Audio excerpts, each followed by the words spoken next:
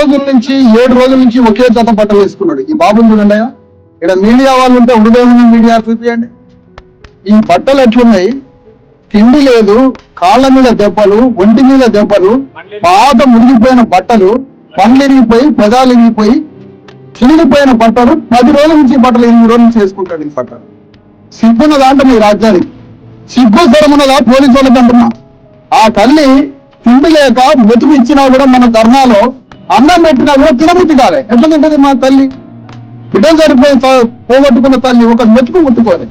ఆమె బట్టలు 7 రోజుల నుంచి ఒకే చీర కట్టుకుంటుంది. ఆమె బట్టలు మార్చుకోవడానికి, తిండి తినడానికి, విశ్రాంతి తీసుకోవడానికి, చచ్చిపోయిన బిడ్డ శవాన్ని దాచుకోవడానికి, తెల్లారి దానం చేయడానికి, ఆ రాత్రి పూట బిడ్డని ఎక్కడ తలదాచుకోవాలో స్థలం లేదు.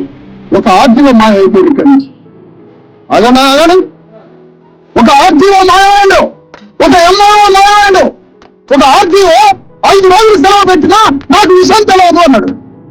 సిగ్గున్నదా ఈ వ్యవస్థకి? ఈ రాజ్యానికి సిగ్గున్నదా?